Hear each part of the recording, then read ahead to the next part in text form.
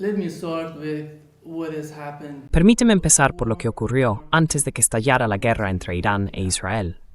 Uno de los puntos principales, al menos desde la perspectiva de la gente de los medios alternativos en Estados Unidos, es que creen que Irán fue, de algún modo, demasiado reacio a acercarse a Rusia y China. En cambio, querían un camino hacia Estados Unidos, acercándose más a Estados Unidos y a Occidente. Entonces, ¿qué estaba ocurriendo antes de la guerra entre Irán e Israel? And Israel. Thank you very much. Muchas gracias. Hablando de lo que ocurrió el 13 de junio, tenemos que analizar los acontecimientos justo antes del ataque. Ya sabes, el presidente Trump llegó al cargo con ese eslogan o esa doctrina de paz mediante la fuerza, que más tarde vimos que era una tapadera de otra cosa, algo mayor en cuanto a las estrategias que la Casa Blanca quería aplicar, no solo en nuestra región, sino también en todo el mundo. En realidad, Itaituitis ring marant wostwalser. Isikilapatha that tapader the anisimursiu. And Latzer in a turalisit. Hegemony and strength was a cover-up for use of force, and it was actually what was happening during and after. Y eso era precisamente lo que estaba ocurriendo durante y después de la Guerra de Gaza, mientras el régimen israelí intentaba hacer lo mismo, imponer su voluntad no solo sobre los gazatíes y los palestinos, sino también sobre otros países. Estábamos en medio de negociaciones, en plena labor diplomática, cuando los israelíes y los estadounidenses comenzaron a atacar a Irán. Déjame decirte algo. Apenas unas horas antes de que comenzara la agresión, estábamos en Oslo, Runalid. Estaba allí con el ministro de Asuntos Exteriores, el viceministro y algunos otros ministros de Asuntos Exteriores y EMNO. Few other foreign ministers, were in Oslo. We were talking about how we can proceed. Estábamos hablando de cómo podíamos proceder y establecer la agenda para lograr un avance entre Irán y Estados Unidos sobre el expediente nuclear. Habíamos avanzado hasta el punto de decidir si invitar al señor Witkoff a venir a Oslo o fijar una fecha para el domingo 15 de junio en Omán. Hubo un intercambio de mensajes de ida y vuelta entre el ministro de Asuntos Exteriores Arachi y el señor Witkoff, y también entre el ministro de Asuntos Exteriores de Irán, el ministro de Asuntos Exteriores de Omán, el primer ministro de Noruega y otros que asistían al foro de Oslo. Y estoy hablando de apenas unas horas antes de que comenzara la agresión. Luego acordamos reunirnos el domingo. We agreed to meet on Sunday. We left Oslo. Salimos de Oslo y llegamos a Teherán a medianoche. Llegué a mi apartamento alrededor de la 1 de la madrugada. Mi esposa me despertó hacia las 3 y me dijo que algo estaba ocurriendo. Corrí hacia la ventana y vi que los israelíes habían iniciado esta agresión. Fue una operación de asesinato muy delicada y coordinada, llevada a cabo por israelíes y estadounidenses. Y sí insisto en que fue un ataque altamente coordinado, porque no se puede empezar a asesinar a comandantes fuera de servicio de otro país en plena noche, a 1.500 kilómetros de tus propias fronteras o territorio.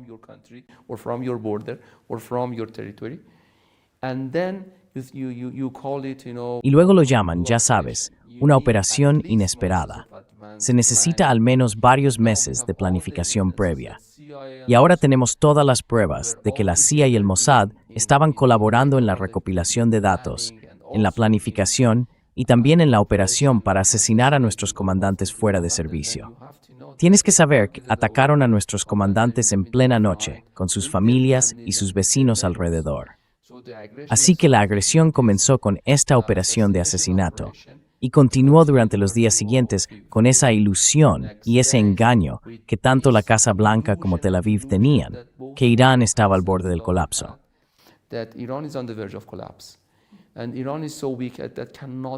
Decían que Irán era tan débil que no podría responder de manera efectiva y que al asesinar a nuestros comandantes fuera de servicio, el ejército iraní se derrumbaría. Hubo tantos argumentos falsos y tantas ilusiones. Me alegra mucho poder decirte ahora, cuando estás en Teherán, cuando estás en Irán, caminando y viendo lo que ocurre aquí, que muchos de esos argumentos falsos se han desvanecido.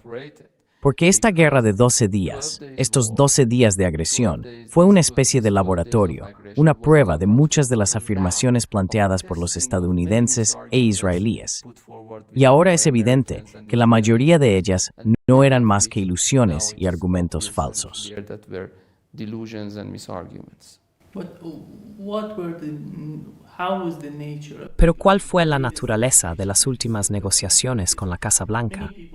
Porque mucha gente diría, recuerdo cuando Donald Trump llegó al poder, incluso antes de las elecciones, si uno seguía sus entrevistas, que decía, acerquémonos a Irán y a Rusia. ¿Por qué necesitamos que sean nuestros enemigos? Decía que mantenerlos como enemigos dañaría enormemente el poder del dólar. Pero eso no fue así una vez que asumió el poder en Estados Unidos. Entonces, ¿cuál fue la naturaleza de las negociaciones en esos momentos finales antes del ataque? what was the nature of the negotiation in the latest moments before the attack? I told you, I was very much frank and straightforward in terms Te lo dije, fui muy franco y directo al explicar lo que estaba ocurriendo. Por supuesto, teníamos en nuestras manos algunos asuntos muy importantes que seguían sin resolverse, incluida la política de enriquecimiento cero de Estados Unidos, que el equipo negociador iraní nunca podría aceptar. Pero en fin, déjame decirte algo. Cuando el presidente Trump asumió el cargo y empezó con esas posturas de negociación inviables, de bombardeo o sumisión, nuestra respuesta fue muy audaz. Él comenzó con una posición de negociación inaceptable y nosotros también respondimos con firmeza. No vamos a hablar con ustedes, porque no somos un país ni una nación de sumisión. No somos una nación que acepte órdenes de nadie, incluidos los Estados Unidos. Y esta es la historia de Irán.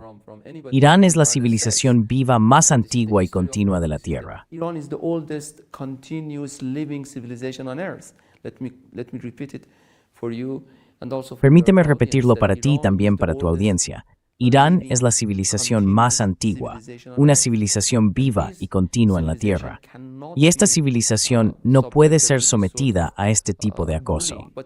De todos modos, cuando el presidente Trump modificó su posición enviándonos una carta y sugiriendo que podíamos iniciar negociaciones, nosotros también modificamos nuestra posición negociadora. Acordamos reunirnos indirectamente en Omán y comenzamos con total honestidad.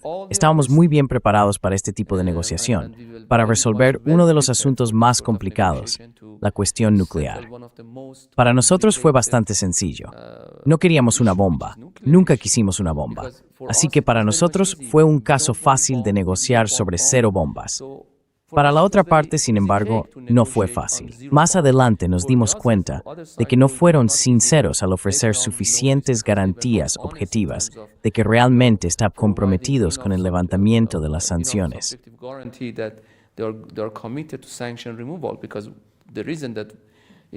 Porque la razón por la que Irán estaba tan interesado eran las sanciones ilegales, ilícitas y extraterritoriales impuestas por Estados Unidos.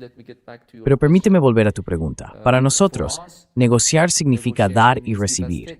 Para el presidente Trump y su equipo, no se trataba de dar y recibir. Era una especie de dictado. Era lo tomas o lo dejas.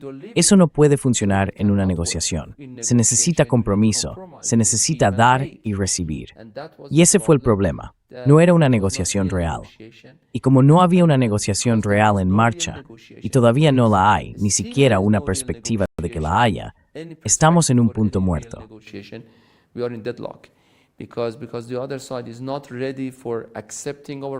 Porque la otra parte no está preparada para aceptar nuestros derechos, ni para ningún tipo de compromiso, ni para una negociación significativa. Y por significativa, me refiero a un verdadero dar y recibir, no a un compromiso irracional. Por eso, la negociación que tuvo lugar, hay quienes ahora mismo dentro de Irán sostienen, y conoces este debate, que nos engañaron, que todo el gesto de negociación, entre comillas, fue una especie de conspiración. Querían conspirar a través de este teatro de la negociación. Para ellos no fue una negociación real, estaban planeando otra cosa. Y tenemos que admitir que este debate tiene cierto fundamento, porque más tarde el propio presidente Trump admitió que formaba parte de esa operación. Y por eso aún necesitamos entender si la otra parte está realmente comprometida con una negociación auténtica. But you believe since the beginning Pero crees que desde el inicio de las negociaciones estaban inventando algo para atacarte, para ponerte en una posición de comodidad, de calma, y así prepararse para la guerra. Porque el propio Donald Trump dijo que llevaban 22 años preparándose para este momento. we were preparing for this moment for 22 years. Yes. What I can say. Sí, what I can Lo que tell puedo you decir with y lo que puedo afirmar con un 100% de certeza es que la agresión estuvo muy coordinada. Fue una operación de asesinato muy delicada. Se necesita al menos una planificación de varios meses. No se puede hacer de la noche a la mañana, a 1.500 kilómetros de tu propio territorio, entrando y asesinando a personas, a figuras de otros países. Así que lo que puedo decir es que para nosotros, en primer lugar, no hubo una negociación real en marcha. Mientras nosotros estábamos plenamente comprometidos con una negociación auténtica y orientada a resultados, la otra parte solo estaba dispuesta a una especie de imposición. En segundo lugar, ahora tenemos todas las pruebas de que la CIA, el Mossad y muchos funcionarios mantenían una relación de varios niveles que se desarrollaba claramente entre los israelíes y los estadounidenses. Y en tercer lugar, puedo decir que todavía no hay señales de que la otra parte esté comprometida con ningún tipo de negociación orientada a resultados. Y por eso estamos preparados para que la otra parte vuelva a la vía diplomática. And this is why that we are ready for the other side to come back to diplomacy. And many people believe that in the West. Y muchas personas en Occidente creen, al menos por lo que oigo cuando hablo con varios antiguos funcionarios de la CIA y del Departamento de Estado, que fue un fracaso total del contraespionaje por parte de los iraníes. Pero si observamos la situación al mismo tiempo, ocurrió lo mismo en Rusia, una operación similar en el ámbito nuclear, ya sabes, bombarderos en Rusia, que fue planificada por los ucranianos y respaldada por el Mi-6.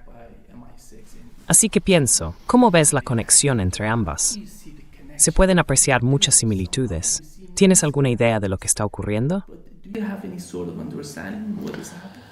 First of all, may I challenge, this En primer lugar, that it was puedo a cuestionar full esta failure idea of de que fue un fracaso counterterrorism total del intelligence contraterrorismo operation o de la by the contrainteligencia Let me por tell you parte de something Irán. that Déjame decirte algo. Sí, fue nuestro momento del 11 de what happened septiembre. on June 13th Lo que was ocurrió el our 13 de September junio events, fue as nuestro even 11 de the United septiembre, States had del mismo modo que Estados all Unidos tuvo el September suyo. events. El 11 de septiembre, los mejores asesinos del mundo, llamémoslos el régimen israelí. No voy a discutir esa etiqueta para ellos, porque nacieron para ser asesinos. Iniciaron esta operación para asesinar a nuestros principales generales. De acuerdo, llevaron a cabo con éxito esas operaciones de asesinato, pero solo pudieron hacerlo porque el aparato de inteligencia de Irán permaneció en gran medida intacto. Was very much remained untouched. They tried to attack Intentaron atacar al ministro de Inteligencia de Irán, pero fracasaron estrepitosamente. Ni siquiera lograron alcanzar otras partes de la inteligencia iraní. Y eso demostró lo vulnerables que eran en realidad, porque empezamos a contraatacar y a equilibrar la situación frente al agresor. Sabes, Irán no tiene satélites militares, así que recopilar información muy precisa y delicada sobre los israelíes no es fácil. Los israelíes llevan muchos años haciendo esto, manipulando y sabotando datos de ellos por satélites comerciales. Manipulate and sabotage data collected by commercial satellites. So, for example, if the GPS Así que, por ejemplo, si las coordenadas GPS de un lugar en un satélite comercial lo muestran en un sitio, la ubicación física real de ese edificio o de ese centro está en otro lugar. Lo notamos durante Verdadera Promesa 1 y Verdadera Promesa 2. Esto plantea una pregunta muy importante. ¿Cómo pudo Irán no solo apuntar, sino apuntar con eficacia, demoler y destruir muchos de los principales cuarteles de inteligencia y militares en la Palestina ocupada y dentro del régimen israelí? Ahora, día a día, lo están admitiendo. La respuesta en realidad radica en el hecho de que Irán ha penetrado profundamente en los territorios ocupados y tiene acceso a información que ni siquiera podían. ¿Te refieres a Israel? Sí. Yes, but Israel, but yes. because Matt, les stress. Sí, sí. Cuando digo Palestina ocupada, me refiero al territorio que ellos llaman Israel. Pero en fin, eso demuestra hasta qué punto no solo el aparato militar y de seguridad de Irán fue capaz de resistir y equilibrar, sino también lo competente que fue para infiltrarse, recopilar información y llevar a cabo operaciones muy exitosas en el interior. Hay que recordar al público que al tercer día de la agresión, el presidente Trump publicó un tuit con 2 palabras: rendición incondicional. Y rendición incondicional son las mismas 2 palabras que los estadounidenses usaron cuando bombardearon Hiroshima y Nagasaki. Al 12º día, a las 2 de la madrugada, en plena noche, recibimos una solicitud de alto el fuego incondicional.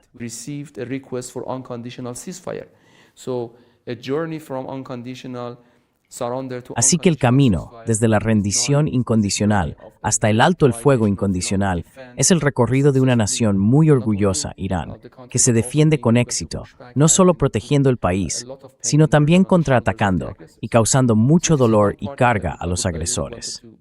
Este es un punto que realmente quería aclarar para usted y su audiencia. Ahora, sobre este ataque sin precedentes contra las instalaciones nucleares protegidas de Irán. Fue la primera vez en la historia que los estadounidenses e israelíes, con el cheque en blanco que recibieron de algunos miembros de la OTAN, atacaron instalaciones nucleares pacíficas y protegidas por la ONU de otro país. Se trata de una violación muy grave del derecho internacional, no solo porque atacaron instalaciones protegidas, sino también por los muchos riesgos que implica un ataque de este tipo: contaminación, radiación, catástrofe humana, y así sucesivamente.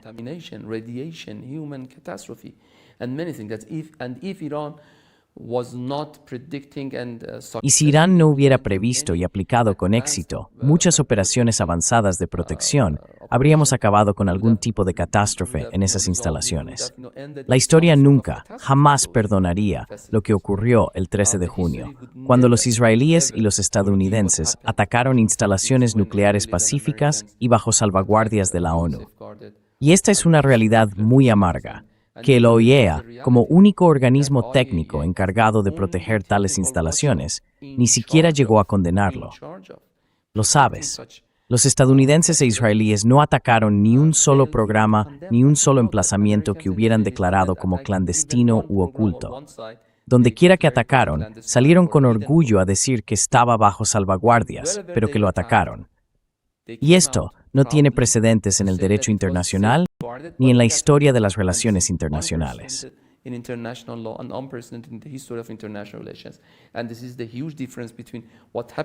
esta es la gran diferencia entre lo que ocurrió en Irán y muchos incidentes anteriores.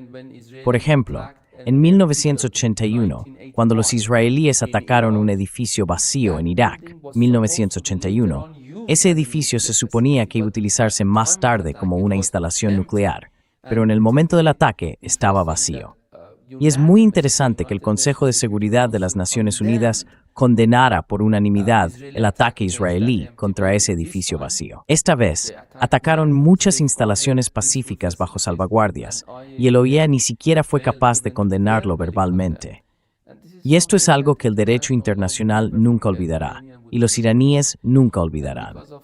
Por eso dije que no debería haber impunidad para quienes iniciaron la agresión contra Irán y contra nuestras instalaciones bajo salvaguardias.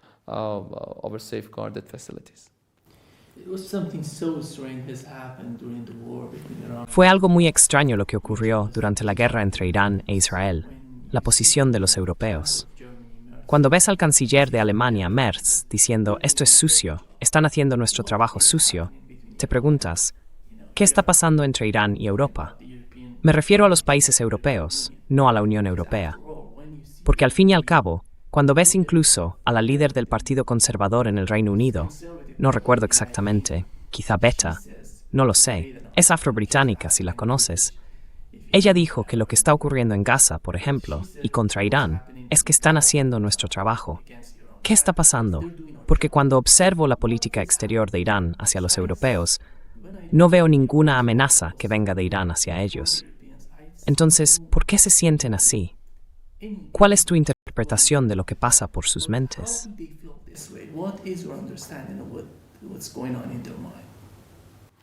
I've lived for many years in He vivido muchos años en Alemania, así que conozco a muy buena gente y tengo muy buenos amigos allí. Germany. I know Sé hasta qué punto se avergüenzan de este tipo de declaraciones, que en realidad reflejan la suciedad de la persona que las pronunció, no la belleza de Alemania ni la belleza del pueblo alemán, al que admiro profundamente. Déjame decirte algo. No sé por qué este señor dijo eso, pero es algo que nunca podrá borrar de la memoria de los iraníes ni de la mente de quienes siguen la política en Europa. No quiero humillar a nadie y tampoco quiero restar importancia a esta declaración, pero es muy evidente cuál es la posición de Europa en este momento dentro del equilibrio estratégico del mundo. Basta con mirar lo que ocurrió en el documento de seguridad nacional de Estados Unidos. what happened in the national security document of United States. Unfortunately, many Europeans Lamentablemente, muchos europeos son cómplices del genocidio y de los crímenes de lesa humanidad que ocurrieron en Gaza y que están ocurriendo ahora mismo en Palestina. this is a fact. Y esto es un hecho. Second, En segundo lugar, muchos europeos han hecho que Europa sea estratégicamente irrelevante en muchos asuntos importantes, incluido el expediente nuclear de Irán y la competencia estratégica entre las grandes potencias. big powers. Now, Ahora Europa está en declive, y una de las principales manifestaciones de este declive es muy evidente en el tipo de declaración hecha por el canciller de Alemania. Esto nos duele profundamente, y estoy seguro de que muchas personas dentro de Alemania sienten lo mismo que nosotros, porque se avergüenzan de tales declaraciones y de tales políticos. Merecen algo mejor. politicians that they deserve better. Yeah. Actually, the history says something. Sí. En realidad, la historia dice una cosa, pero en mi opinión es otra. Verás, durante la guerra entre Irán e Irak, Alemania ayudó al bando iraquí y les proporcionó armas químicas para usarlas contra los iraníes. Entonces, ¿crees que, después de todo, cuando hablo con estadounidenses, por ejemplo, uno de nuestros invitados, el coronel Wilkerson, que fue, ya sabes, el adjunto de Colin Powell, dijo que la estrategia de Occidente durante la guerra Irán-Irak era dejar que se mataran entre ellos, que nadie debía ganar? Querían mantener una especie de equilibrio entre los dos bandos, matar a tantos como fuera posible, hasta que quedara un iraní y un iraquí, y matarlos a ambos con una sola bala. ¿Crees que la región está cambiando, Oriente Medio, y que ahora comprende cuál es realmente el papel de Occidente en Oriente Medio y en el propio Occidente? Understanding what is the role of the West in the Middle East, in the West. We are seeing, yes, I think that, Sí, creo que todo Occidente está muy asediado, muy en peligro. is very much under Conceptualmente sabes lo que está ocurriendo. Puedo decirte que hay una especie de revuelta desde la periferia contra el centro. El occidente liberal está en crisis, y muchos dentro de Europa y del hemisferio occidental lo entienden. Creo que fue en 2020, si no me equivoco, cuando la Conferencia de Seguridad de Múnich acuñó un concepto nuevo y sin precedentes: Westlessness. Toda la conferencia de aquel año se construyó en torno a esta idea de Westlessness.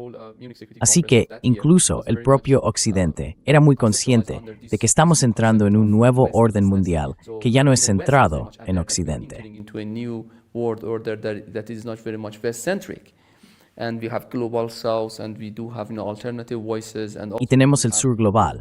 Y sí existen voces alternativas, voces que intentan representar mejor el orden emergente. Aún no está definido, es una tendencia en curso. Debido a esta naturaleza continua, el orden está en un estado de transformación. Y por eso vemos alianzas ad hoc, asociaciones oportunistas y cosas por el estilo. Así que, dado que todo no está claro, no puedo decirte que todo haya cambiado, pero sí puedo decirte que hay razones evidentes para entender que podemos prever un cambio enorme. Aunque todavía hay elementos de continuidad en el orden internacional, tenemos muchos motivos para creer que se avecinan grandes transformaciones. I want to focus on what's going on in the West Asia, but Quiero centrarme en lo que está ocurriendo en Asia Occidental. Pero antes de llegar ahí, durante la guerra entre Irán e Israel, cuando lo observas, estuve en contacto con algunas personas aquí en Irán para ver qué estaba pasando, cuál era la situación.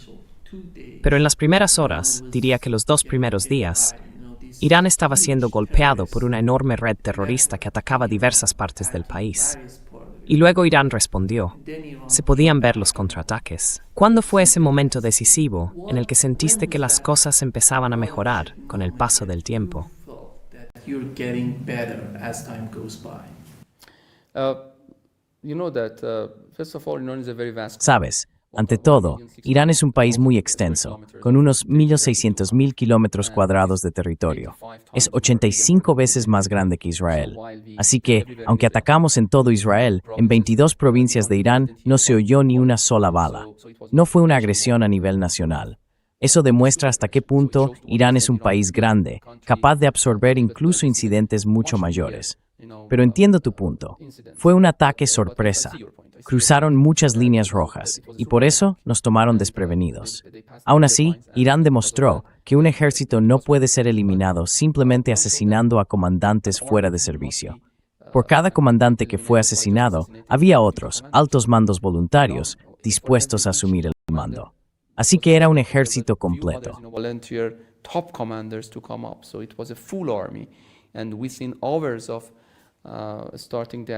Y en cuestión de horas, desde que comenzó la agresión, Irán fue capaz de responder. Desde el segundo día, el tercer día, Irán empezó gradualmente, de forma incremental, basándose en la estrategia de nuestras Fuerzas Armadas, a contraatacar, y lo hizo con éxito. Puedo darte cientos de ejemplos de cómo Irán impuso su voluntad a los israelíes y a sus aliados. Déjame decirte algo. Tienen, por ejemplo, al menos 7 sistemas de interceptación que trabajan conjuntamente para interceptar nuestros misiles. 3 de ellos en Israel, algunos instalados por los estadounidenses, otros por miembros de la OTAN y otros en la región y más allá. Sabes que los estadounidenses tienen bases en el Golfo Pérsico. Una de ellas cuenta con un radar con un alcance de 5.000 kilómetros para alerta temprana.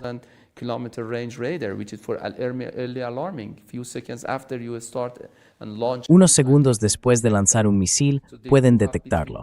Así que tienen entre 8 y 12 minutos, tiempo suficiente, por ejemplo, para intentar interceptar los misiles iraníes. Pero con todos sus sistemas de interceptación, no pudieron detenerlos, especialmente los misiles de precisión. Recordarás que durante la guerra afirmaron que menos del 10% de los misiles iraníes lograron pasar. Después de la guerra, revisaron esa cifra a entre un 30 y un 40%. Déjame decirte algo, la tasa de penetración fue del 100%. Porque, dejando a un lado esos misiles y drones primitivos que lanzamos solo para agotar y saturar sus sistemas de interceptación, cuando queríamos golpear, donde fuera, cuando fuera, podíamos hacerlo.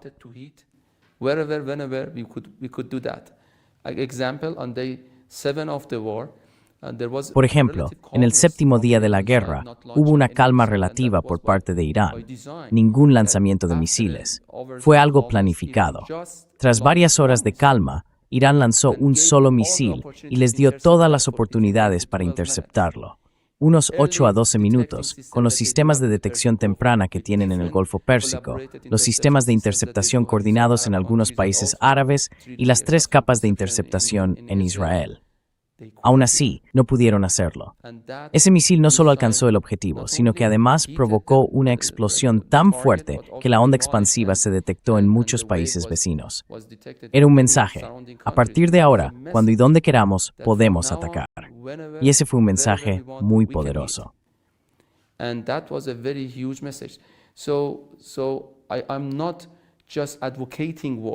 Así que no estoy simplemente defendiendo la guerra. Digo que cuando la guerra llega a ti como nación orgullosa, tienes que defenderte, y tienes que hacerlo con fuerza. Tienes que contraatacar, y no tienes otra opción que ganar. Esa fue la razón por la que Irán respondió con valentía e intentó darles una lección, detener esa agresión. Espero que hayan sido capaces de asimilar esa lección, reflexionar sobre ella y dejar de adoptar esa postura hegemónica que intentan imponer a los demás. Quieren asegurarse una ventaja sobre otros países, tecnológica, militar, de inteligencia, pero Irán no es un país que acepte esa postura hegemónica, venga de los israelíes o de los estadounidenses.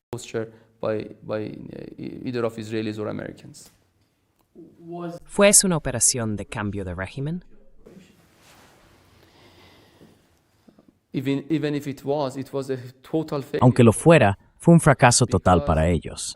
Porque otro argumento falso que estaban promoviendo era que Irán estaba al borde del colapso y que la gente se rebelaría si simplemente atacaban. Y estoy seguro de que muchos en tu audiencia han oído este tipo de argumentos o malargumentos de los medios de comunicación tradicionales. Pero déjame decirte algo. Estás en Irán. Irán es una sociedad muy orientada al debate. Si vas ahora mismo y preguntas a un taxista, "Ndiwe Thain, awurjir the content", Benjamin is a solve the purse length. There was no even one voice of opposition. And there was a very huge unity among the nation to the extent that Hubo una enorme unidad en todo el país, tanta que incluso yo, como profesor de ciencias políticas, no esperaba ese nivel de solidaridad. Viajé a Turquía unas semanas después de la agresión y me reuní con muchos funcionarios y no funcionarios. En una de esas reuniones, un funcionario turco me dijo que para ellos fue algo extraordinario, porque tuvieron que añadir varios vuelos de Turkish Airlines desde Estambul y Ankara hacia nuestras ciudades fronterizas para traer de vuelta a los iraníes que suplicaban regresar, cruzar la frontera, estar con sus familias y defender el país. The Iranian border to be with their families and defend the country.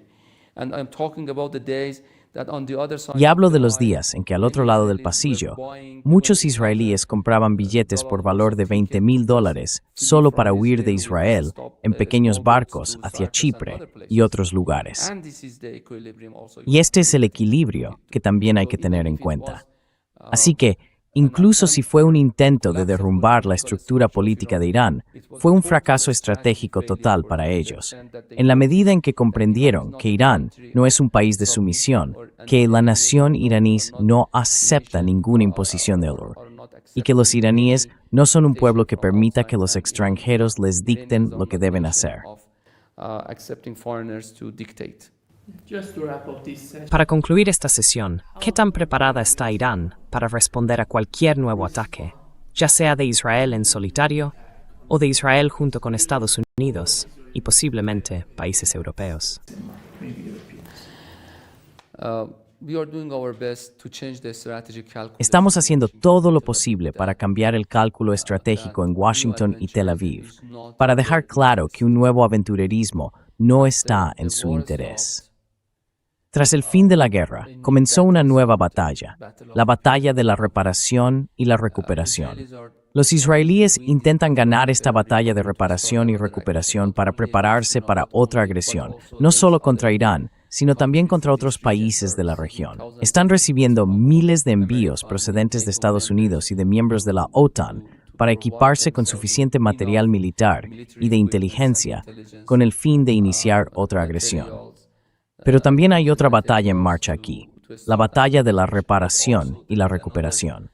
Battle going on here, battle of repair and recovery. Iranians are also doing the same with all the resources. Los iraníes también están haciendo lo mismo, utilizando todos los recursos de que disponen y las redes que tienen dentro y fuera de la región para evitar otra guerra, para cambiar el cálculo estratégico del otro lado del espectro. Esta guerra podría convertirse en una guerra total, un conflicto generalizado que podría extenderse a la región, al Golfo Pérsico y a muchas zonas circundantes. Por eso, como diplomático, como alguien comprometido con la causa de la justicia y la paz, realmente me gustaría ver una situación en que prevalezca la diplomacia, la lucidez y la sabiduría. Diplomacy prevails, insight prevails, and wisdom prevails. Muchas gracias por estar con nosotros hoy. Es un gran placer. Muchas gracias.